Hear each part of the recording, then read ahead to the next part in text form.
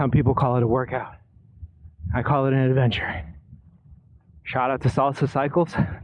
I truly do appreciate their bikes. I really do.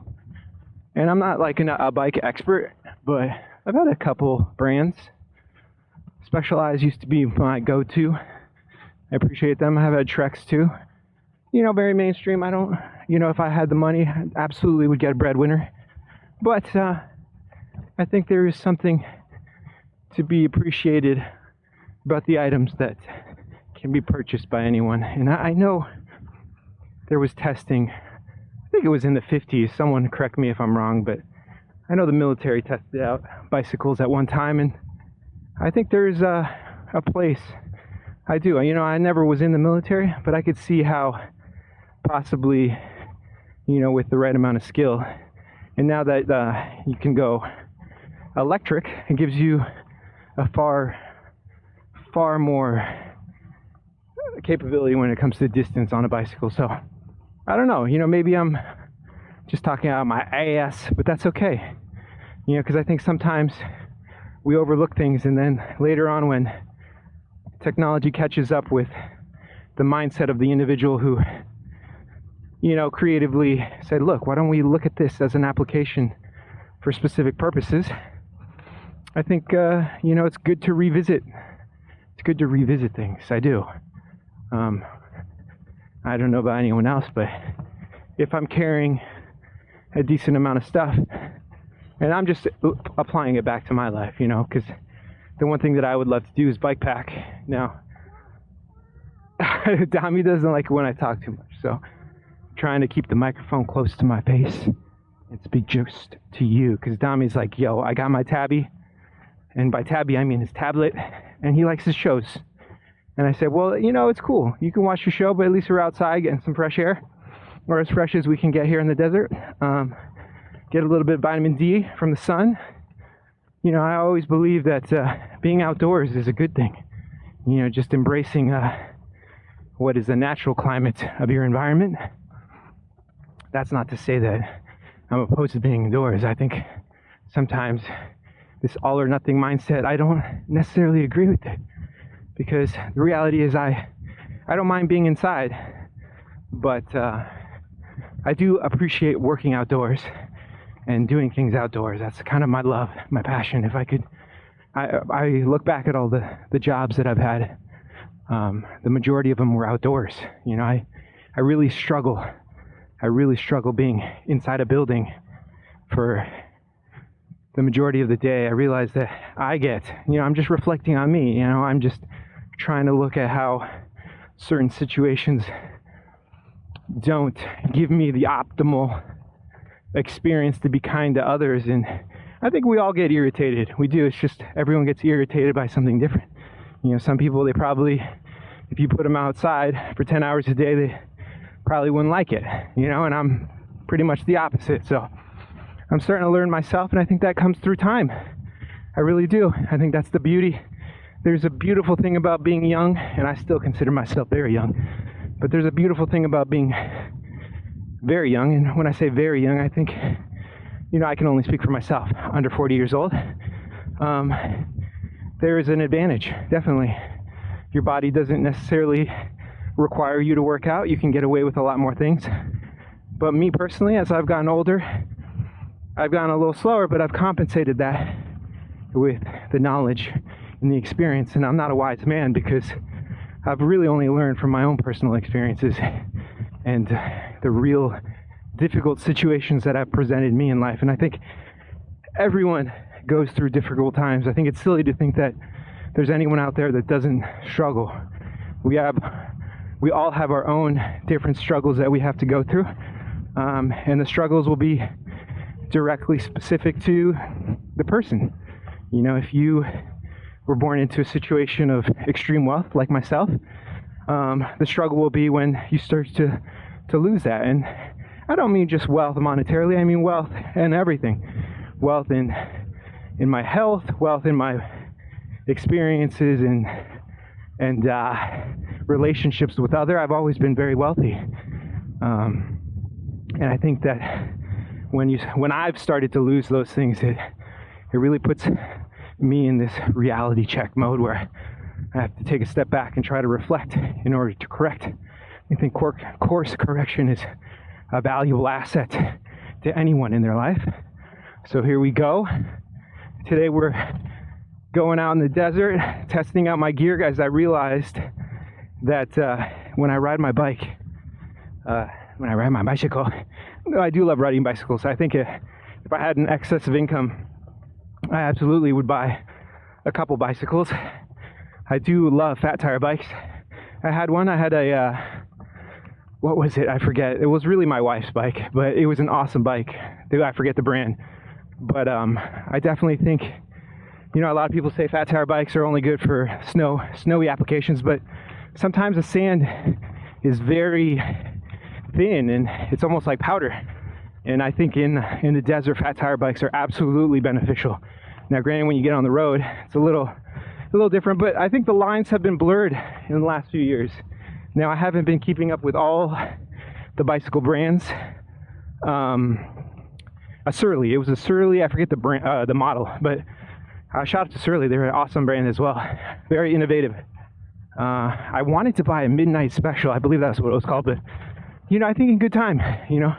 Like I said, as you get older, I realize that hopefully, as long as I take care of myself, God willing, I would say God willing, because at any moment my life could end. I could have a heart attack right now. I have no control over that, and that's just one out of an infinite number of possibilities that could end my life at any given moment. So that's why I say God willing. I think as time progresses, I believe that if I continue to work hard on a daily basis, I think things will be drawn to me, and little by little I'll start to get back into just being rich in relationships and health.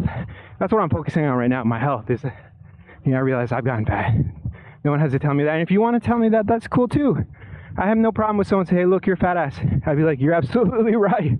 You're absolutely right. Compared to where I was maybe a year ago, I was in, I wouldn't say extremely good shape. I mean, I was equal to probably the best shape of my life. And that's, me looking back, I'm coming on 20 years of my 20-year, celebration of graduating from college. That will be next year. I thought about this. It was weird. I was like, dang, it's been 20 years since I graduated from college. I look at that as a blessing, because I can look back and be like, okay, I was in really good physical condition, but, I ate like shit. I ate Domino's pizza every day. And this is me being honest with myself. I ate Domino's pizza with my roommate. Shout out to the roommates I've had over the years. And I'm not, I'm taking my own ownership of my own decisions. I don't want to blame anyone, because the reality is there are probably times I talk people into eating pizza, and there are probably times that they knew what I was thinking, and we just ordered pizza. So shout out to Ripon for having a Domino's pizza. I know it's a small town. I don't know if it's gotten bigger over the years, but I remember when I went to college, it was a town of 660, I believe. Could have been a town of 666, that magical number that no one wants to. No, that's funny.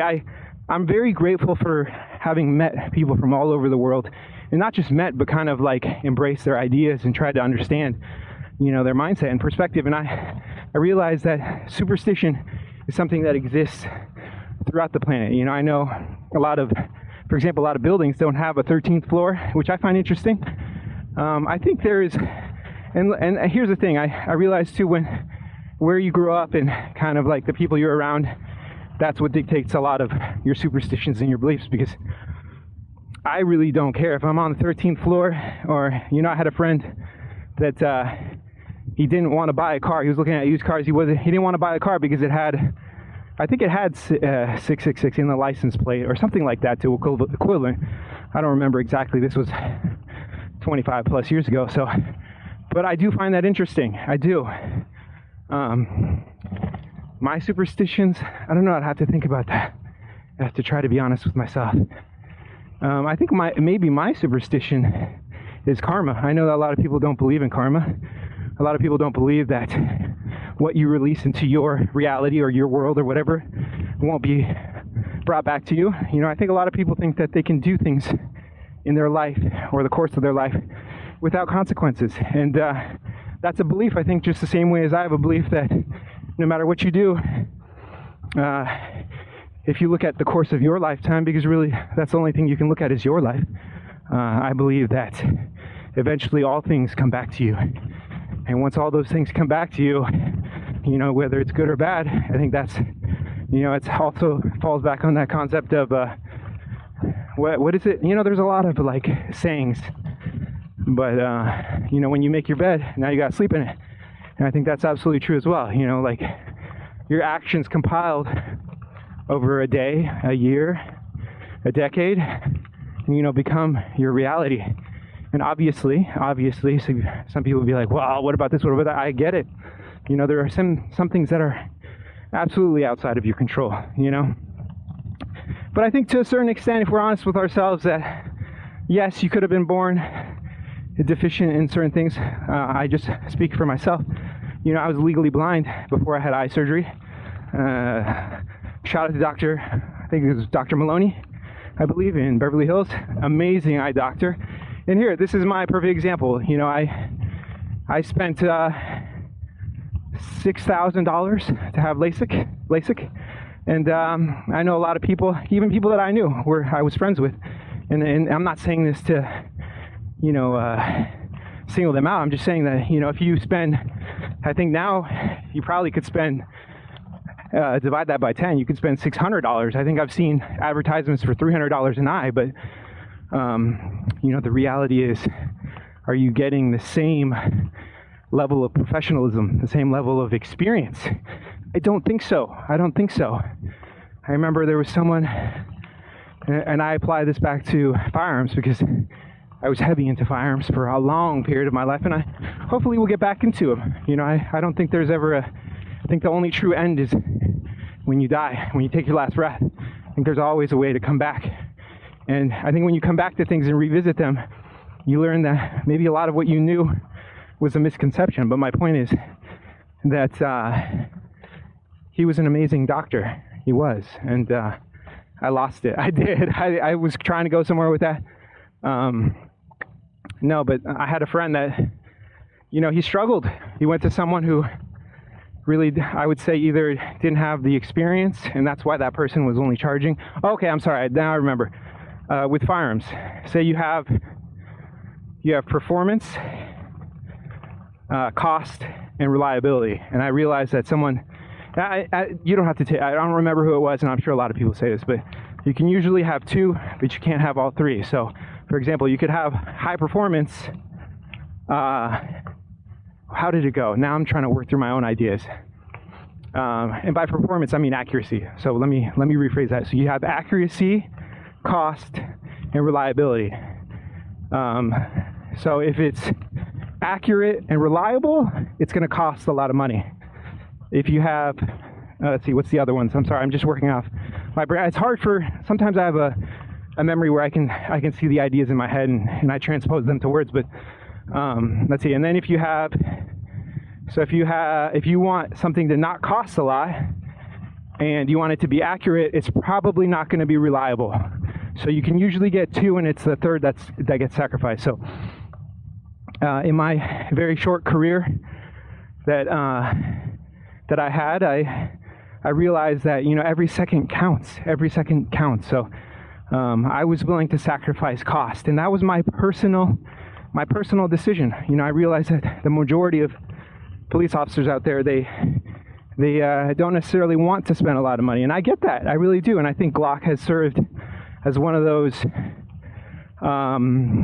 great balance when it comes to being accurate, reliable, and not really costing a lot. But I think times have changed. I think as technology has grown outside of this small spectrum that usually starts out at first, I see now that a lot of companies, they really do. They're able to provide something truly amazing for probably the same price. I've noticed that, you know, and I haven't been following firearms for the last couple of years. Just I've been busy with life, family, 2 kids now, trying to reconcile and make things work out with my wife, who I care about deeply.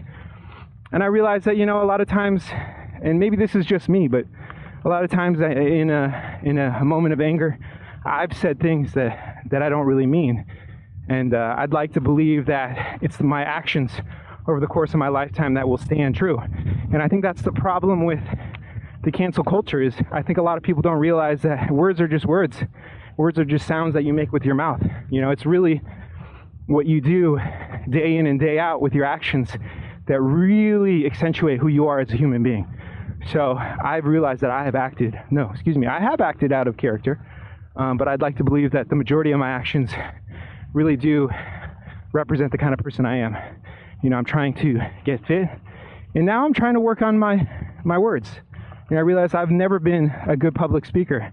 I've never been someone who could really carry a conversation for hours on end, and that's something that I realize it comes with practice. It really does. So this is me right now, and that's why, to a certain extent, I don't really care if anyone's watching my videos, because a lot of it is just the work that I'm trying to do in the background, the work of developing myself as a human being. I think that only comes through, number one, life experience, getting out there and meeting people. I realize that, I'm grateful for over a decade I've been able to talk to thousands, tens of thousands of people in my very short career. And not even that. Other jobs that I've had, I worked for Loomis as an ATM tech. I appreciate them, Loomis Fargo.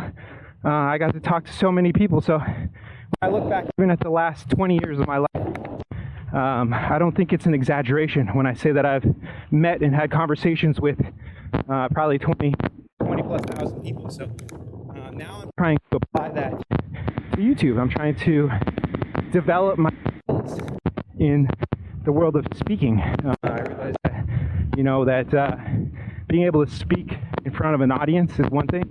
Being able to speak in front of a camera is another thing. And that's another thing. I never was someone who wanted to speak in front of an audience. I never felt like I had anything of value to say. And now I'm trying to slowly work towards maybe one day being comfortable with that. And I realize that the only way to get comfortable with things is to slowly inoculate yourself.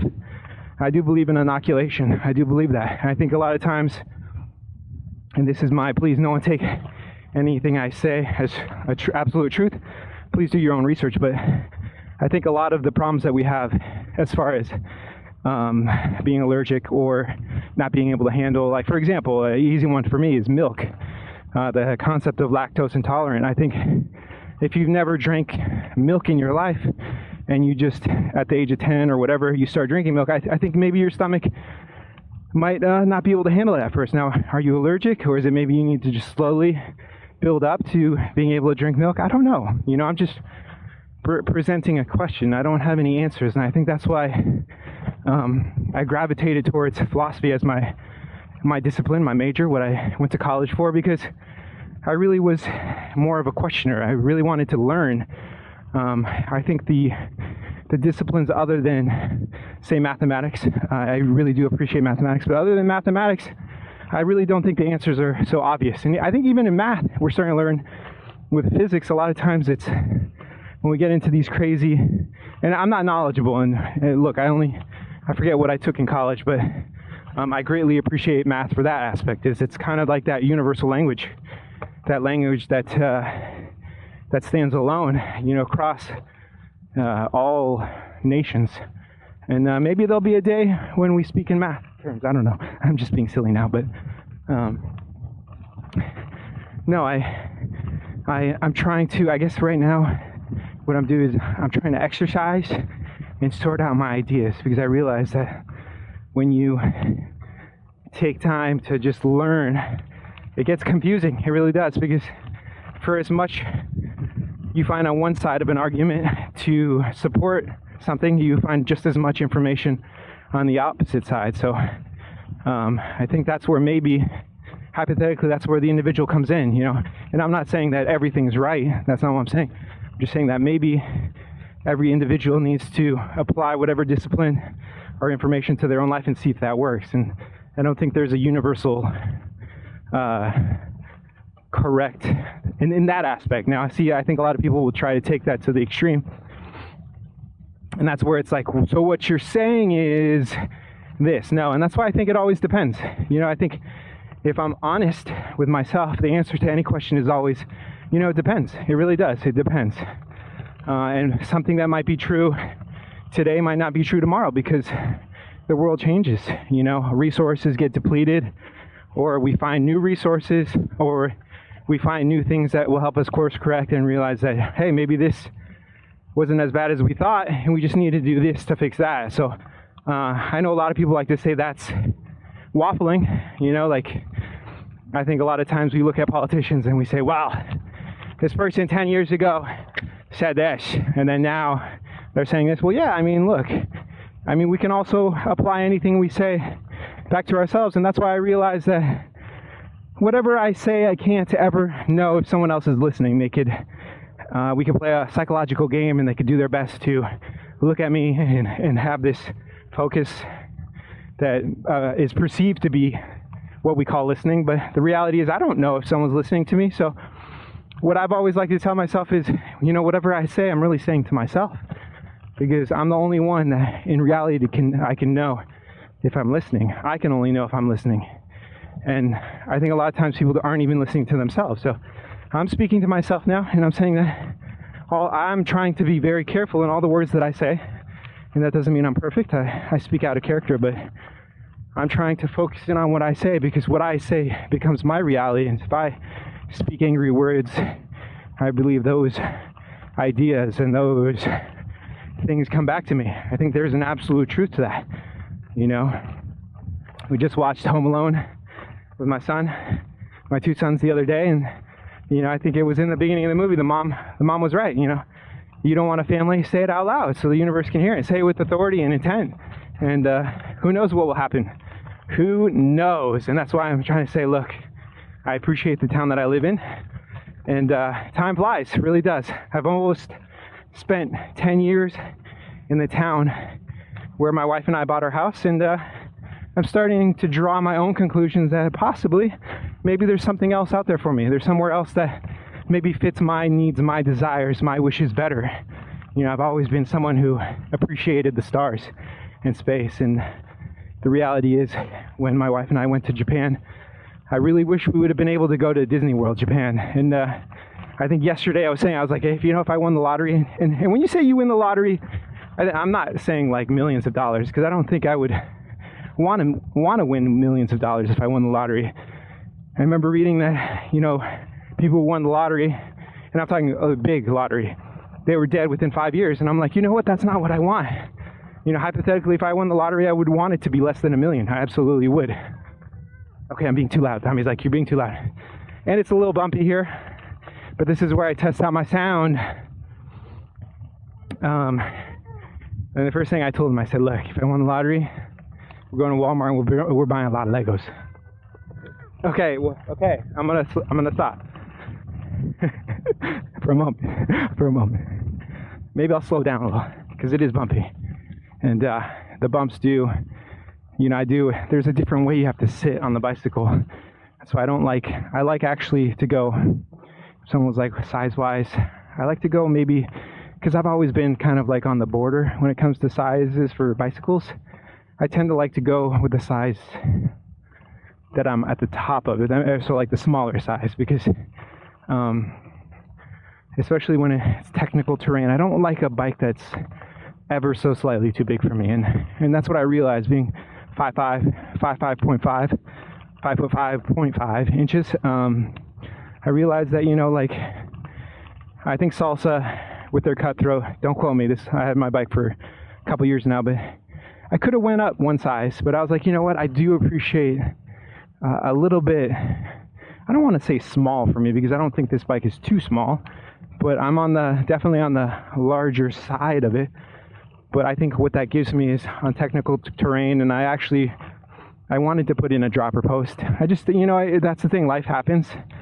I just haven't been able to make the adjustments, the tweaks to my bicycle to make it amazing for me.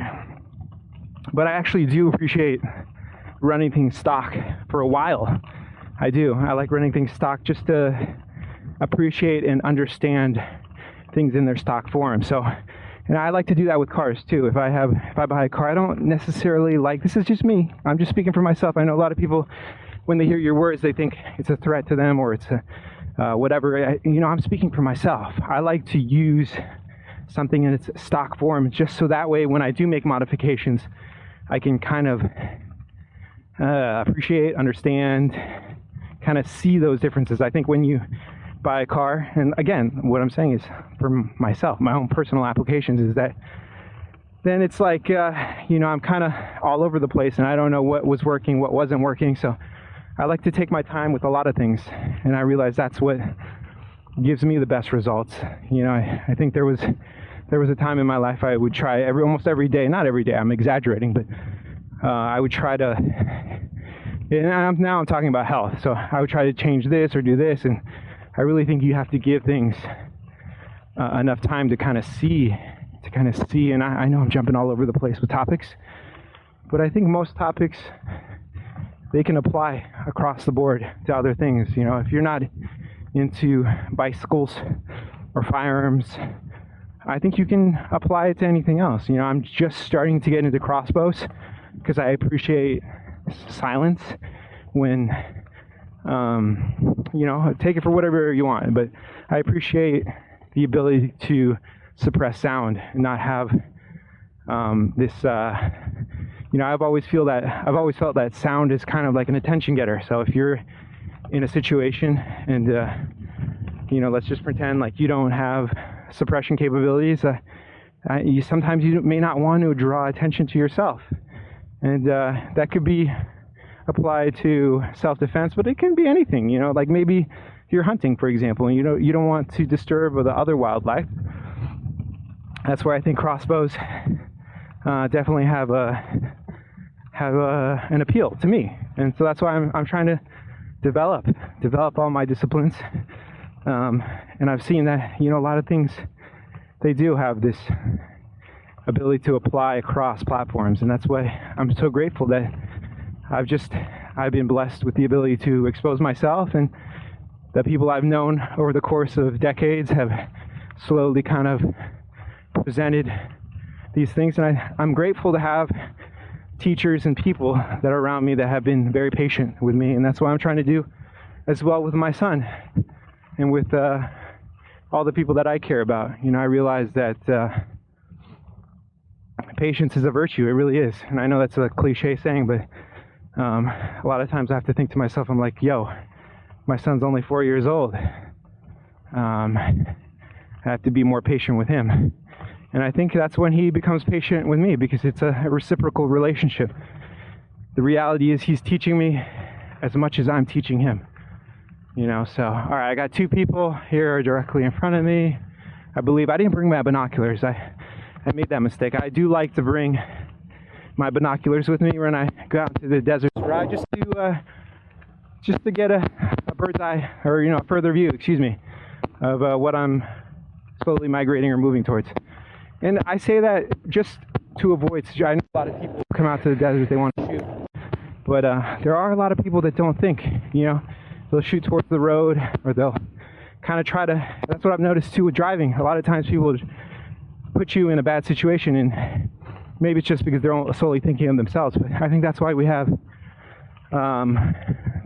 rules.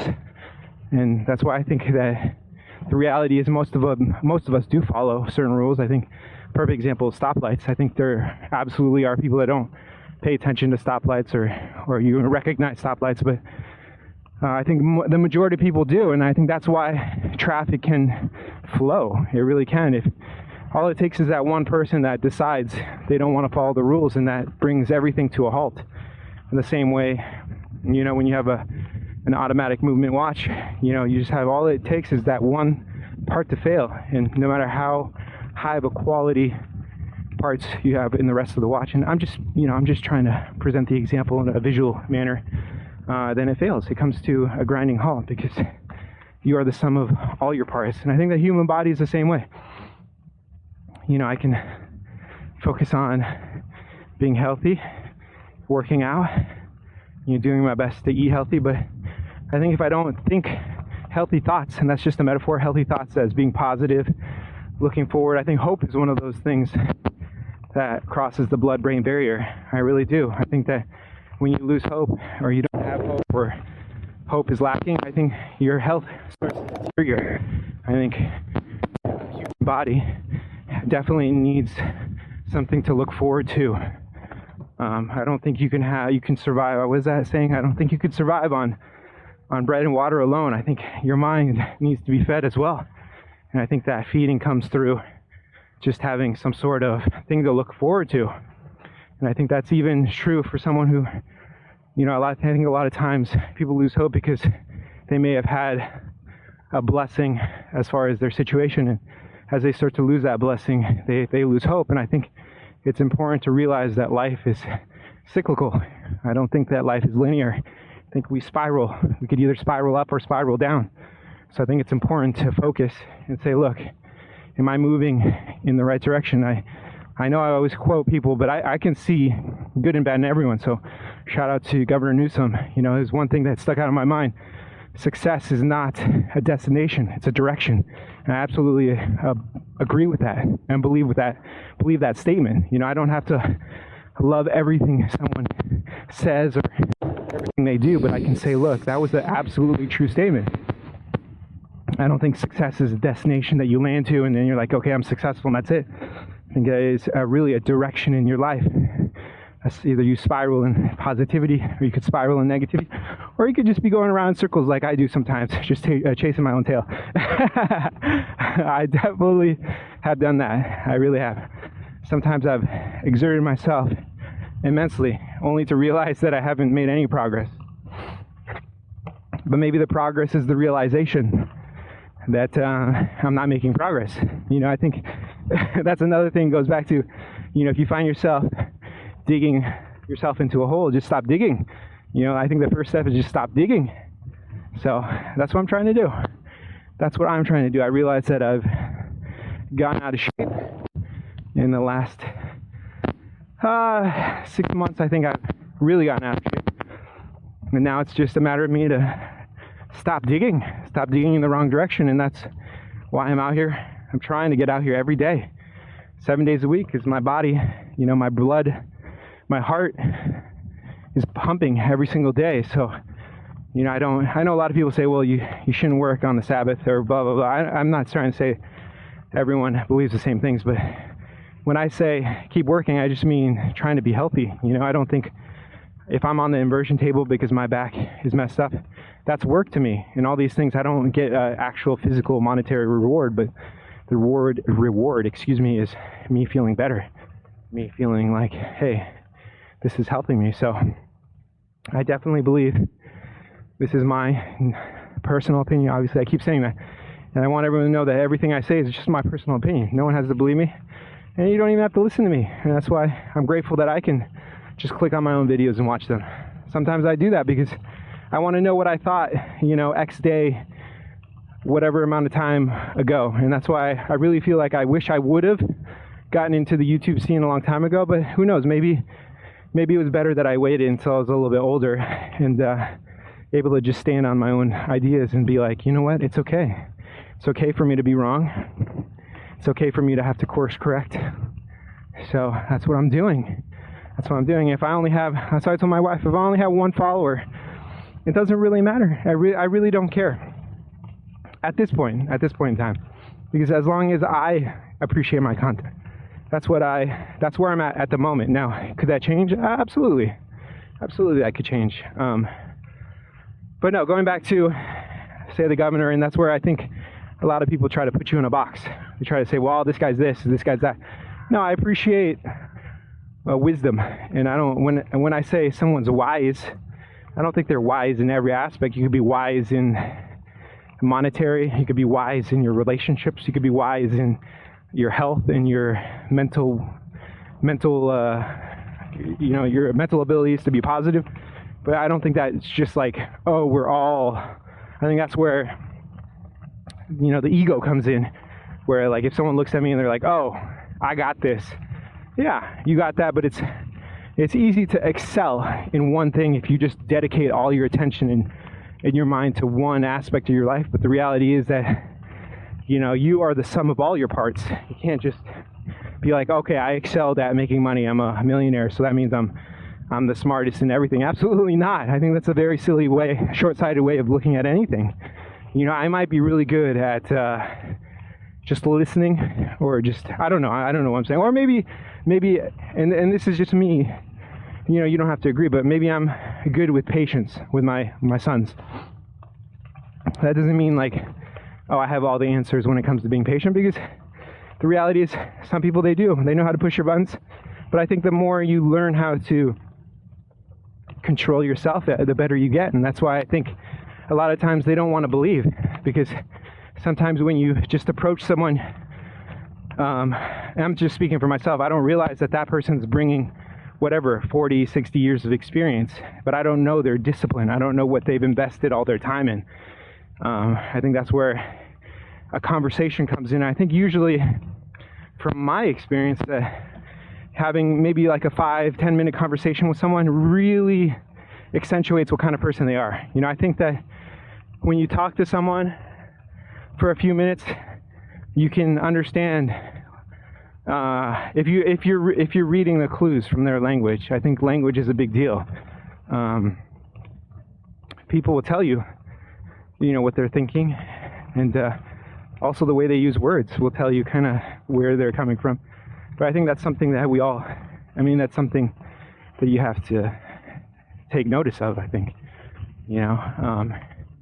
I think there is, I'm not really knowledgeable with younger people. I realize that, when I try to follow people that are younger or involved in whatever you want to say, government, and I realize that I don't even sometimes understand even the language that they're speaking. I know we're both speaking English. I know that for sure, but just the way the words are said, and the way the words are applied, I realize that definitely it changes. So I'm trying to keep myself relevant. I really am. I realize that as you get older, and I think it's easy to be like, I'm never going to be that. I'm never going to do that. Yeah, but you don't know that. Time has a way of changing your perspective. So I'm trying my best to stay relevant in the world, because, well, on the world too, but realize that if I don't make an effort to learn from others, I don't think people are going to make an effort to learn from me. So I've always believed that the universe, or your life, or whatever you want to call it, your experiences, it's a mirror. And I think that's why when we run away from situations, we usually find ourselves presented with the same situation somewhere else with different people. It's because the universe is a whole. I don't think you could be like, okay, I'm going to treat this person good, that person bad. No, I don't think that's how it works. I really don't. I think it's a whole experience. So if I'm treating people positively as a whole, and that's why I have always believed that no matter who I'm coming across, I need to be respectful, because I don't know what they've gone through. I don't know, their life experiences. And if I do that, I get better at doing that with everyone. And I think that's very important. I really do. All right. I think I am getting stronger because, or maybe it's just because it's not so hot, but excuse me. We are maybe a quarter of the way here. So I believe, I forgot the distances. I know my wife asked me, how far did you go? And I forgot. I used to have all these distances calculated. And then, I stopped riding for a bit, and now I forgot.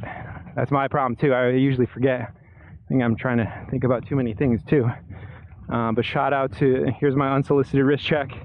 It is March 31st, Thursday. Absolutely love this watch. This is my G-Shock. My G-Shock. Oh, I'm so bad with acronyms. GSTB 300, I believe. No, but so I've also gotten back into G-Shocks. I've had a few G-Shocks back in the day, but most of them were just what I bought on like Amazon for, like $50. But now I'm starting to see that, wow, there's like this whole world of G-Shocks that really impress me. They really do. I know, I don't remember how long ago it was, because sometimes I think something was a few years ago, but it really was like a decade ago. But I remember when G-Shock released their all steel It was the MTG. I want to say it was like 5 or 7 years ago. I don't think it was that long ago. I thought that was the coolest watch ever. I really did. And the thing that held me back from buying one was, it was like $1,000, which I think is worth it. When you start to research the amount of technology that goes into these watches, I'm really impressed. I really am. So, if my situation changes, that's probably what I would like to get next, is that MTG, just because I'm curious. I do love the G-Shocks that all steel. Like, I like a steel bracelet. That's just me. That's my personal taste. I don't mind the rubber bracelet. That's not to say I wouldn't buy one. Excuse me, I can't talk. Rubber bracelet. I would, but I'm just right now into the all steel, and I like how the MTG has versions where it's like steel on the side that faces you, on the I would say the outer part of the bracelet, lack of a better word, and the inner part is either a rubber or hard plastic. So I'm curious how that feels, and I do think bracelets absolutely matter. That's the one thing I think a lot of times and by we I mean me, I take for granted some of these watches. And I think it's a good comparison when you look at watches and you're like trying to compare like a $100 watch with a $400 watch. So I'm a huge fan of Seiko. I really do love Seiko, but on some of their cheaper watches, and I mean cheaper, I just mean like less than 200, maybe mid hundreds, the bracelet kind of is lacking. But for the price, absolutely bulletproof, bomb, fire, absolutely.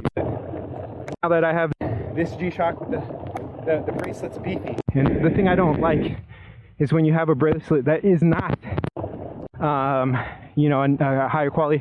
I think their watch kind of like, it definitely moves around. I like the fact that this watch, it keeps, even though it's a larger watch and I don't have a large wrist, the watch stays centered on my wrist, and I greatly appreciate that. That's one of the things that I dislike about some watches, where you kind of almost have to wear the bracelet really tight to keep the watch centered on your wrist. I find that very unappealing. That's my personal preference, my personal taste.